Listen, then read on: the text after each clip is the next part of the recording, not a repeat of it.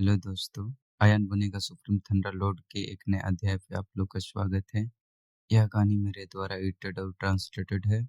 अगर आपको कहानी पसंद आए तो लाइक, शेयर और साथ में प्यारा सा कमेंट करना ना भूलें। और आगे की कहानी जल्दी पाने के लिए चैनल को सब्सक्राइब करें। हे, ये काले कपड़े वाला आदमी, ये तो मेरे साथ चालें चल रहा है।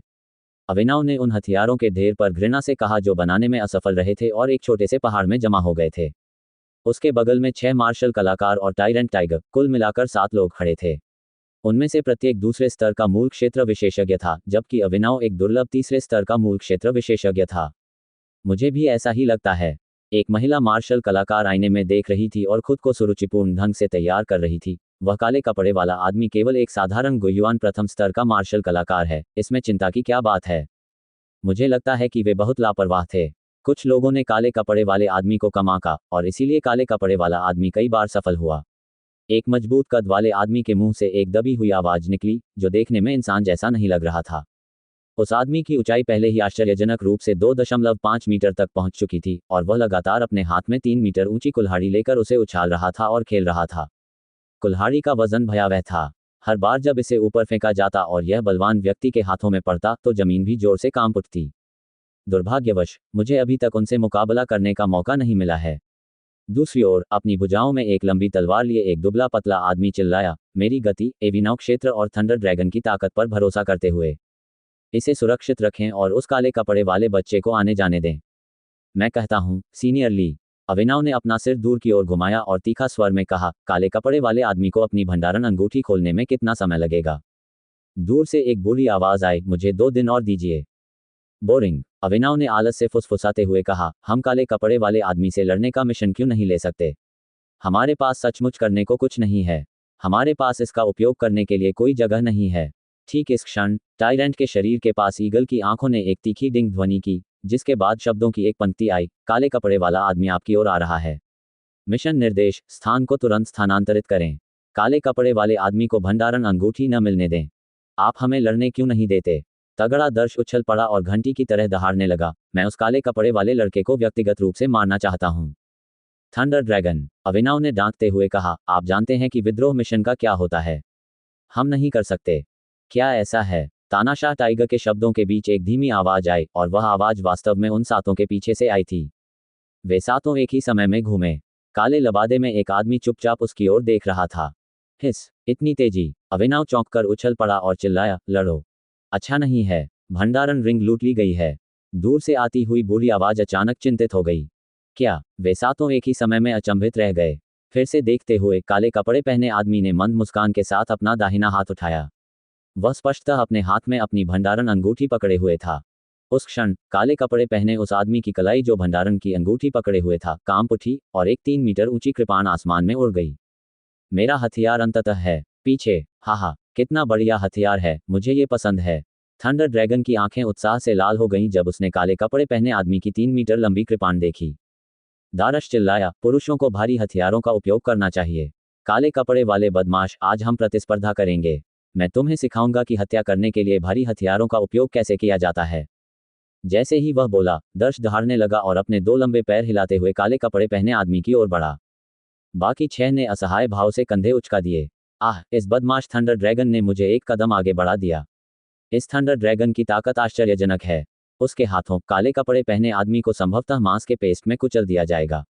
अविनाव ने राहत की सांस ली, उसकी निगाहें स्पष्ट रूप से अतुलनीय अफसोस से भरी हुई थीं। भूल जाओ, दर्श ने इसे बहुत दिनों से रोक रखा है। आज उसके लिए हत्या करना शुरू करने और मौज मस्ती करने का समय आ गया है। औरत मुस्कुराई और उसकी फूलों की डालियां कांप उठीं। छोड़ो, दर्श ने इसे बहुत दिनों से रोक रखा है। धमाका, ये लोग गाली गलौज कर रहे थे, तभी अचानक घटनास्थल से एक चौंकाने वाला विस्फोट हुआ। एक हिंसक आघात तरंग ने लगभग सभी छहों को गिरा दिया। सबने देखा और उनके दिल की धड़कनें रुक गईं। अविनाव ने अपना मुंह चौड़ा करके कहा, मैं इसे संभाल सकता हूं। बिजली के ड्रैगन, जिसने 3 मीटर के युद्ध कुल्हाड़ी का इस्तेमाल किया था, को वास्तव में काले कपड़े वाले आदमी के खिलाफ थोड़ी सी भी बढ़त नहीं थी। ये कैसे संभव है। महिला के हाथ में पकड़ा दर्पण टूटकर जमीन पर गिर गया। हा हा हा हा, दिलचस्प। दर्श जोर से हंसा और उसकी भुजाओं की मांसपेशियां अचानक उभर आईं, जो सामान्य स्थिति से दोगुनी मोटी थीं। इसके तुरंत बाद दर्श की भयानक शक्ति बाहर निकल आई। उसने अपना चौंकाने वाला युद्ध कुल्हाड़ा ऊपर उठाया और एक बार फिर काले कपड़े पहने आदमी की ओर मारा। दिलचस्प, फिर मैं अंत तक आपके साथ खेलूंगा। काले कपड़े पहने व्यक्ति ने अपनी तलवार जमीन में घोंप दी और उसके बाद हिंसक हमला किया। काले कपड़े पहने आदमी का पूरा शरीर आग की लपटों में घिरा हुआ था। भयानक कृपाण के ऊपर एक अतुलनीय रूप से मोटी कृपाण रोशनी थी। कृपाण की रोशनी इतनी तेज थी कि ब्लेड और युआन क्यूई दोनों ही गूंजने लगे। धमाका, एक ही टक्कर में काले कपड़े पहने आदमी ने बिजली के ड्रैगन को सीधे नीचे गिरा दिया, जिसके बारे में कहा गया था कि वह मौके पर एक राक्षसी जानवर के बराबर था। बिजली ड्रैगन वास्तव में युद्ध कुल्हाड़ी को पकड़ने में भी असमर्थ था। उसका विशाल शरीर पीछे की ओर गिर गया और विशालकाय कुल्हाड़ी भिनभिनाती हुई आकाश में उड़ गई। लेकिन यह अंत नहीं था। जिस क्षण काले कपड़े पहने व्यक्ति ने अपनी गति वापस ली, उसने अपनी कृपाण निकाली और आकाश की ओर वार किया। उस भयंकर कृपाण की रोशनी ने बिजली के ड्रैगन की कमर को मौके पर ही काट दिया। धत्तेरी की, अपनी बाहों में लंबी तलवार लिए दुबले पतले आदमी की आंखें ठंडी हो गईं और वह प्रेत में बदल गया तथा काले कपड़े पहने आदमी की ओर दौड़ा। लेकिन उसी समय काले कपड़े वाला आदमी भी गायब हो गया। लगभग उसी समय अन्य 5 लोगों ने दुबले पतले आदमी की पीठ की ओर इशारा किया और एक स्वर में चिल्लाए, तुम्हारे पीछे। वह ऐसा कैसे कर सकता है? दुबले पतले आदमी को विश्वास नहीं हो रहा था कि कोई उसकी गति को पकड़ सकता है। हालांकि उसकी अविश्वास भरी निगाहें ऊपर उठ गईं और स्थायी रूप से वहीं टिक गईं। ये बच्चा अजीब है, चलो साथ चलते हैं। अभिनव इतना डर गया कि उसके शरीर से ठंडा पसीना बहने लगा। ये कैसे हो सकता है? इस दुनिया में इतना शक्तिशाली origin returning first stage martial artist कैसे हो सकता है? तो फिर वह मूल क्षेत्र के प्रथम स्तर पर कैसे हो सकता है? वह स्पष्टतः मूल क्षेत्र के तीसरे स्तर की तुलना में अधिक शक्तिशाली था। ऐसी ताकत किस में हो सकती है? क्या ये हो सकता है कि काले कपड़े वाला वह व्यक्ति किसी दूसरे दर्जे के संप्रदाय का विशेषज्ञ था? जब उसने दूसरे दर्जे के संप्रदाय के बारे में सोचा तो तानाशाह टाइगर का पूरा शरीर कांप उठा। हालांकि कृपाण की रोशनी चमकी, जिससे उनके अपने 4 विशेषज्ञ एक ही क्षण में मारे गए। केवल अभिनव और महिला ही बचे। जियो हाँ, अभिनव घबरा कर चिल्लाया। महिला ने अपने दोनों हाथों को आपस में जोड़कर एक अजीब सा निशान बना दिया। फिर उसकी पुतलियों को 3 पंखुड़ियों में विभाजित कर दिया गया। दोनों पंखुड़ियां तेजी से घूम गईं। आत्मा छीनने वाली सौंदर्य तकनीक। सलोनी नाम की महिला काफी आत्मविश्वास से भरी हुई थी और चिल्लाते हुए बोली, तानाशाह टाइगर, वह पहले से ही मेरे नियंत्रण में है। जल्दी से ऊपर जाओ और उसका सिर काट दो। ओह, क्या ऐसा है? अप्रत्याशित रूप से काले कपड़े पहने व्यक्ति पर इस मोहक तकनीक का कोई प्रभाव नहीं पड़ा। उन्होंने कहा, आपकी मोहक तकनीक चिरनिद्रा वन के उस राक्षस से 3 स्तर से भी अधिक निम्न है। असंभव, सलोनी चिल्लाई, तुम मेरी आत्मा छीनने वाली सौंदर्य तकनीक का विरोध क्यों नहीं कर पा रहे हो? इस समय अभिनव ने पहले ही अपनी कृपाण निकाल ली थी और आगे बढ़ गया था, कांप रहा था और काले कपड़े वाले आदमी पर छिपकर हमला करना चाहता था। काले कपड़े पहने आदमी ने एक बड़ा कदम आगे बढ़ाया। उसने अपनी बड़ी तलवार सलोनी पर चलाई और मौके पर ही उसकी कमर पर वार कर दिया। इसी समय उसने जल्दी से अपने दोनों हाथों से एक मुहर बना ली और अपनी बाईं अंगुलियों को ऊपर उठा लिया। जैसे ही काले कपड़े पहने व्यक्ति ने अपनी उंगलियां ऊपर उठाईं, हवा में से बिजली का एक बोल्ट नीचे उतरा और छिपकर हमला करने वाले तानाशाह टाइगर के सिर पर जा गिरा। गिरती हुई बिजली तानाशाह बाघ के सिर के ऊपर से नीचे आए, उसकी जांघों को भेदती हुई जोर से जमीन पर गिरी और पीछे एक अथाह गोलाकार छेद छोड़ गई। तानाशाह बाघ का शरीर अकड़ गया। उसने फिर भी अपना छिपकर हमला जारी रखा, लेकिन कुछ ही देर में वह जमीन पर गिरकर मर गया। काले कपड़े पहने आदमी ने तानाशाह टाइगर की आस्तीन से अपनी ईगल आई निकाली और उदासीनता से कहा, आपको मुझे उकसाने का पछतावा होना चाहिए, लेकिन वैसे अब पछतावा करने के लिए बहुत देर हो चुकी है। ईगल की आंखों से एक वाक्य निकला, मैं अंत तक तुम्हारा साथ दूंगा। मायावान शहर में कहीं नकाबपोश आदमी ने एक ही समय में मेज पर सभी ईगल आंखें खोली और गंभीर स्वर में एक नया गेम क्वेस्ट जारी किया। सभी गेम प्रतिभागी नए गेम मिशन में प्रवेश करें। लक्ष्य, काले कपड़े वाला आदमी। मिशन इनाम, जो लोग काले कपड़े वाले आदमी का सिर वापस लाएंगे उन्हें पृथ्वी स्तरीय आंदोलन तकनीक मैनुअल और 2 मूल परिवर्तन गोलियों से पुरस्कृत किया जाएगा। सभी खेल सदस्य पागलपन की स्थिति में थे। ये रात थी। अयान मायावान शहर के सबसे ऊंचे घंटाघर के शीर्ष पर खड़ा था। वह अपने कंधों को मोड़कर चुपचाप खूबसूरत रात के आसमान को देखने लगा। उसे मन ही मन याद आया कि पीले वस्त्र पहने उस व्यक्ति ने जीवित रहते हुए उससे क्या कहा था। ये सही है, यह एक खेल है। ये क्रूर घटना, जिसमें अनगिनत लोग और यहाँ तक कि कई बच्चे भी मारे गए, केवल एक खेल है। और इस खेल के आरंभकर्ता वीरगढ़ के कुछ महान व्यक्तियों के पुत्र और पुत्री थे जो आकाश को देख सकते थे। उन लोगों के बारे में कहा जा सकता है कि वे ऐसे अस्तित्व थे जो धीरज साम्राज्य को हिला सकते थे। प्रारंभ में इस खेल के आरंभकर्ता केवल मनोरंजन के लिए थे और उनके द्वारा जारी किए गए मिशन आमतौर पर अप्रासंगिक थे। वे तो बस कुछ बेकार मार्शल कलाकारों को चिढ़ा रहे थे जो उनकी नज़र में बेकार थे। या तो कोई मार्शल कलाकार कोई चीज चुरा लेता है, या कोई गरीब पृष्ठभूमि का व्यक्ति किसी अमीर महिला को लुभाने के लिए उसके पास जाता है और दूसरे लोग उसका बेरहमी से उपहास करते हैं। मिशन का आरंभ करता मन ही मन हंस रहा था, ये देखकर कि वह बेचारा कितना दुखी था। हालांकि धीरे धीरे ये खेल वीरगढ़ में अधिकारियों की दूसरी पीढ़ी द्वारा शुरू किया गया और अमीर लोगों की दूसरी पीढ़ी को अधिक ध्यान और अधिक पैसा मिलना शुरू हो गया। परिणामस्वरूप खेल का स्वरूप बदल गया। छोटी सी लड़ाई की शुरुआत से हर कोई अब इसे संतुष्ट नहीं कर सकता था। वे खून की गंध के लिए अपनी प्यास बुझाने लगे। बाद में इस छोटे से खेल ने एक भव्य पैमाने का निर्माण किया, जिससे अधिक अधिकारियों और दूसरी पीढ़ी के अमीर लोगों को अस्तित्व के खेल का आनंद लेने का मौका मिला। वे एक साथ इकट्ठे हुए और एक प्रसिद्धि भोज का आयोजन किया, लेकिन वास्तव में ये ईगल की आंख के माध्यम से था कि छवियों को वापस भेजा गया था, ताकि हर समय खेल की प्रगति का आनंद लिया जा सके। सबसे महत्वपूर्ण बात यह थी कि खेल के नियम बदल गए थे। खेल देखने वाले प्रत्येक अतिथि को मिशन जारी करने का अधिकार था। यह मानव स्वभाव का प्रश्न था। वे उच्च स्तरीय लोग जो सामान्यतः अच्छे कपड़े पहनते थे और उचित व्यवहार करते थे, वे खेल पर नियंत्रण खो देते थे जब वे छाया में छिप जाते थे और अपनी सबसे गहरी मानवीय प्रकृति को पूरी तरह से प्रकट कर देते थे। ये कहने के बजाय कि कुछ लोग खेल की दिशा को नियंत्रित कर रहे थे, ये कहना बेहतर होगा कि इस समय ये पहले से ही एक ऐसी स्थिति में विकसित हो चुका था जहां खेल में भाग लेने वाले सभी लोग एक ही समय में खेल को नियंत्रित कर रहे थे। जब कोई व्यक्ति परिणामों के बारे में सोचे बिना या अपने कार्यों की जिम्मेदारी लिए बिना छाया में छिप सकता है, तो वह व्यक्ति एक जंगली जानवर बन जाएगा। अयान ने अपने हाथ में ईगल आई को देखा और बहुत देर तक गहरी सोच में डूबा रहा। वर्तमान गेम क्वेस्ट के कई भाग गेम सदस्यों द्वारा स्वयं जारी किए गए थे। उदाहरण के लिए, अपने बारे में पर्दे के पीछे बैठे खेल आयोजकों ने सबसे पहले उस पर ध्यान नहीं दिया था। इसके बजाय गेम के एक सदस्य ने अयान की स्टोरेज रिंग चुराने के लिए एक पुरुष, एक महिला और 2 बच्चों को काम पर रखने का मिशन जारी किया। इस उत्तरजीविता खेल का नियम यह है कि कोई भी मिशन जारी कर सकता है। जब तक आपके मिशन का इनाम काफी आकर्षक है, कोई ना कोई इसे अवश्य करेगा। इसलिए अयान को नहीं लगा कि उसने हत्या की है। जो खेल सदस्य उसके द्वारा मारे गए थे, वे मरने के हकदार थे। ये चींटियों की एक कॉलोनी की तरह था, जो अनगिनत चींटियों से मिलकर एक बड़ी गेंद का रूप ले चुकी थी। हालांकि यदि इसका ध्यानपूर्वक विश्लेषण किया जाए तो पता चलेगा कि वास्तव में प्रत्येक चींटी इसमें भूमिका निभा रही थी। खेल का प्रत्येक सदस्य डरता था कि वे खेल के अन्य सदस्यों द्वारा मारे जाएंगे, डरता था कि वे खेल के अन्य सदस्यों का लक्ष्य बन जाएंगे, इसलिए वे पहले एक दूसरे पर हमला करेंगे और ऐसे मिशन जारी करेंगे जो एक दूसरे को चोट पहुंचाएंगे। स्थिति तब तक नहीं बदली जब तक कि यह खेल, जो पहले ही नियंत्रण खो चुका था, एक विशाल चट्टान में नहीं फेंका गया, और वह चट्टान अयान था।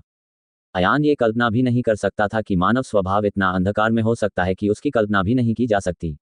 क्या तुम सोचते हो कि अंधेरे में छुपकर तुम बिना कोई कीमत चुकाए मूर्ख बन सकते हो? अयान ने ईगल आई को अपने हाथ से मसला और कहा, तो मुझे उम्मीद है कि जब मैं तुम्हें अंधेरे से बाहर खींचूंगा तब भी तुम इतने ही मजबूत होगे। क्या इससे वीरगढ़ की महान विभूतियों को ठेस पहुंचेगी? अयान को इसकी परवाह नहीं थी। आपके पास अपने मुखौटे हैं और मेरे पास अपने। अयान ने यहां आने से पहले ही गोली निगल ली थी। वह पहले से ही 27 या 28 साल का था।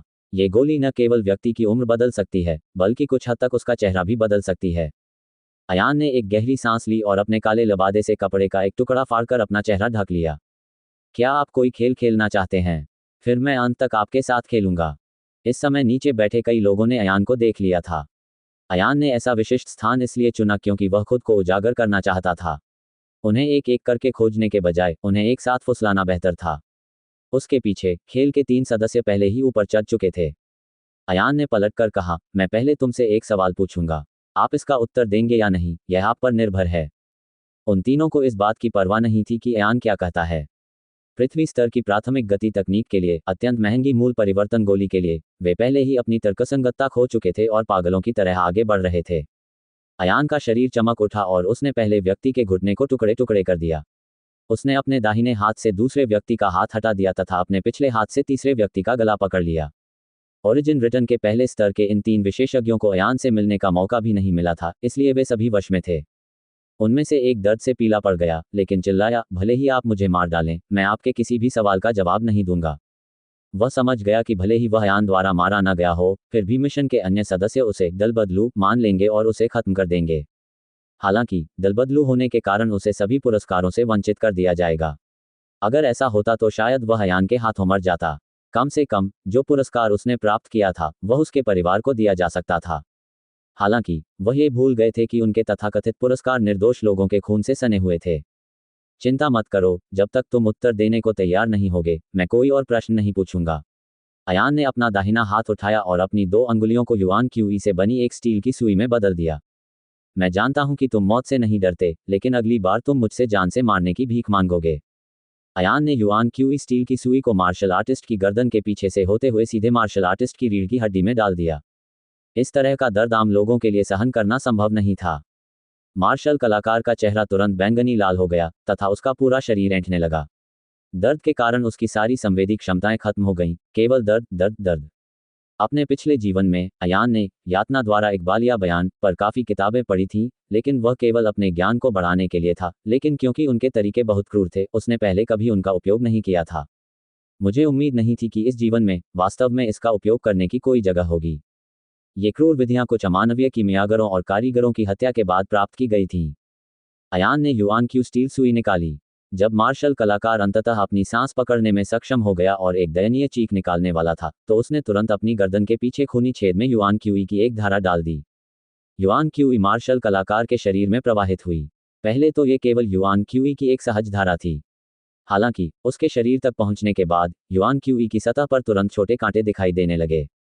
इसके बाद कांटे के आकार का युआन क्यू मार्शल कलाकार के शरीर के भीतर घूमने लगा।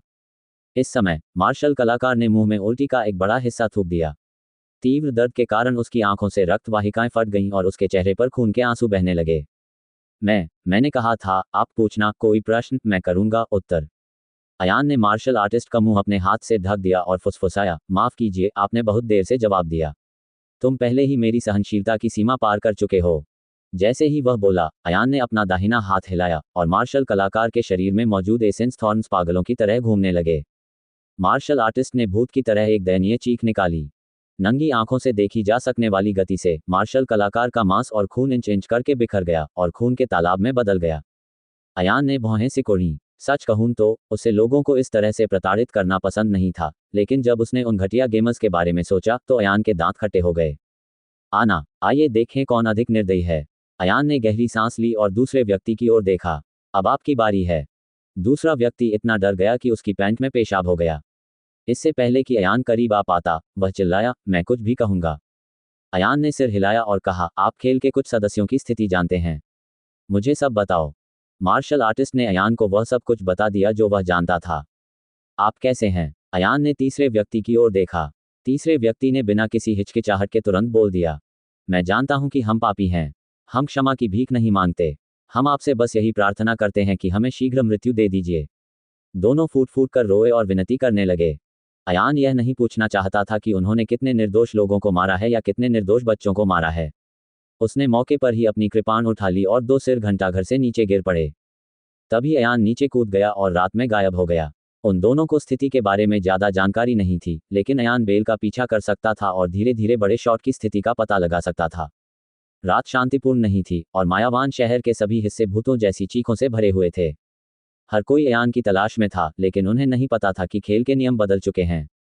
एक समय ऐसा था जब सभी खिलाड़ी काले कपड़े पहने हुए लोगों का शिकार करते थे, लेकिन अब यह ऐसा खेल बन गया है जिसमें सभी खिलाड़ियों का शिकार केवल काले कपड़े पहने हुए व्यक्ति द्वारा किया जाता है। मायावान शहर, उत्तरी जिला पेंग। अयान ने दूसरे स्तर के ओरिजिनल रिटर्निंग मार्शल आर्टिस्ट के कंधे पर लात मारकर उसे जमीन पर पटक दिया। मैं एक गुप्त स्थान जानता हूं, लेकिन मुझे नहीं पता कि वहां कौन छिपा है। मार्शल कलाकार ठंडे पसीने में कांप उठा। आप इसे आजमा सकते हैं। कृपया मुझे अच्छा समय दीजिए। मैंने व्यक्तिगत रूप से 1 टियर 2 गोली के लिए अपनी बहन को मार डाला। मैं अब और जीना नहीं चाहता। जीवन और मृत्यु की यातना का अनुभव करने के बाद ही कोई व्यक्ति सपने से जागता है और अचानक महसूस करता है कि उसके हाथ खून से रंगे हुए हैं। अयान मुस्कुरा रहा था, लेकिन उसकी मुस्कुराहट में आंसू झलक रहे थे। एक व्यक्ति उस गोली के लिए अपने ही खून और मांस को मार सकता है जिसका सपना एक मार्शल कलाकार देखता है। धत्तेरी की हजारों कटे हुए जानवर। अयान ने मार्शल आर्टिस्ट के सिर पर जोरदार प्रहार किया और बेरहमी से उसे 2 बार जमीन पर कुचल दिया। यह 31वां गेम सदस्य था जिसे अयान ने आज रात मारा था। खेल के प्रत्येक सदस्य द्वारा प्रकट किया गया अपराध बोध अयान के दिल को बुरी तरह से दुखा देता था। वह अब और कोई प्रश्न पूछना नहीं चाहता था, क्योंकि जब उसने 27वें खिलाड़ी को मारा तो वह व्यक्ति बेकाबू होकर हंस रहा था और चाकू से एक गर्भवती महिला के पेट से एक बच्चे को निकाल रहा था। खेल में अंतिम व्यक्ति के संकेत के बाद अयान ने तथाकथित गुप्त स्थान ढूंढ लिया। यह मायावान शहर के केंद्र में स्थित एक विशाल गुंबद के आकार की इमारत थी। गुंबद के शीर्ष की ऊंचाई लगभग 500 मीटर तक पहुंच सकती थी तथा इसका समग्र आकार अर्धगोलाकार था। भवन के बाहर लिखे नाम से लगता है कि यह एक विशाल राक्षसी जानवरों का व्यापारिक स्थल होगा। क्योंकि मायावान शहर मायावान चट्टान के करीब था, इसलिए यहाँ आमतौर पर बड़ी संख्या में मार्शल कलाकार आते थे, जो मायावान चट्टान से राक्षसी जानवरों को पकड़ते थे और उन्हें बेचने के लिए यहाँ आते थे। इस समय राक्षसी पशु एक्सचेंज पूरी तरह अंधकार में था। ये स्पष्ट था कि यह चालू नहीं था या इसे किराए पर दे दिया गया था। अयान ने अपनी सांस रोकी, विशाल कृपाण को अपनी पीठ पर रखा और चुपचाप बगल के दरवाजे से अंदर चला गया। ये स्थान वास्तव में छिपने के लिए अच्छा स्थान था। अगर उसने जानकारी नहीं मांगी होती तो यह संभव नहीं था कि अयान किसी को ढूंढने के लिए ऐसी जगह आता। विशेष रूप से राक्षसी जानवर व्यापार मैदान अत्यंत खुला था। बड़ी संख्या में राक्षसी जानवरों को उन बड़े आकार के राक्षसी जानवरों तक पहुंच और मार्ग प्रदान करने के लिए कुल 32 विशाल द्वार थे जो 50 मीटर ऊंचे थे। अयान जिस भी गेट से दाखिल होता, पर्दे के पीछे का मास्टरमाइंड तुरंत अयान को खोज लेता और किसी भी अन्य गेट से भाग निकलता। उसे भयभीत न करने के लिए अयान ने अपना धैर्य बनाए रखा और उत्साहित महसूस नहीं किया, क्योंकि अंतिम विजय निकट आ रही थी। उसने अपनी सांस को सबसे कमजोर अवस्था तक दबा दिया, लगभग अश्रव्य। ट्रेडिंग फ्लो में कोई जटिल संरचना नहीं थी। समग्र रूपरेखा बहुत सरल थी। यह एक विशाल व्यापारिक मंच था जिसका आकार गोलाकार था और व्यास 2000 मीटर था। अयान के प्रवेश करने के बाद उसने पाया कि घने अंधेरे वातावरण में ट्रेडिंग फ्लो के मध्य में हल्की सी रोशनी चमक रही थी। दूर से देखने पर रोशनी वाले क्षेत्र में एक लकड़ी की मेज दिखाई दी। लकड़ी की मेज के पीछे एक व्यक्ति बैठा था जिसने अजीब सफेद मुखौटा पहना हुआ था। पूरे क्षेत्र में केवल हल्की सी रोशनी थी, जिससे साबित होता था कि इस समय केवल अयान ही उसे देख सकता था, लेकिन वह अयान को नहीं देख सकता था। हालांकि ये स्थिति थोड़ी अजीब थी। क्या ये स्थान बहुत विशाल और शांत नहीं है? स्ली स्माइल मास्क पहने हुए व्यक्ति ने खुद को ऐसे ही प्रकाश में उजागर कर दिया। अयान को सहज ही महसूस हुआ कि कुछ गड़बड़ है। क्या यह एक जाल था? ये सोचते हुए अयान अचानक पलटा और तुरंत उस दिशा की ओर भागा जहां से वह आया था। इसी समय उस तरफ के दरवाजे से जोरदार गड़गड़ाहट की आवाज आई जहां से अयान अंदर आया था। बकवास, अयान ने मन ही मन सोचा। वह दौड़कर अंत तक गया और साइड के दरवाजे पर जोरदार लात मारी। ये साइड दरवाजा 50 मीटर ऊंचा गेट था, लेकिन अयान ने चाहे जितनी भी जोर से उसे लात मारी, साइड दरवाजा बिल्कुल भी नहीं हिला। अयान ने अपनी विशाल कृपाण निकाली और अपनी युआन क्यूई को संघनित किया। उसने अपनी तलवार से गेट पर वार किया। हालांकि तीव्र प्रतिक्षेप बल के कारण अयान को 7 या 8 मीटर पीछे खिसकना पड़ा। हालांकि साइड का दरवाजा अभी भी सुरक्षित था और उस पर ब्लेड का एक भी निशान नहीं था। इस समय अनगिनत सूर्य पत्थर चमक उठे, जिससे पूरा व्यापारिक क्षेत्र दिन के समान प्रकाशमान हो गया।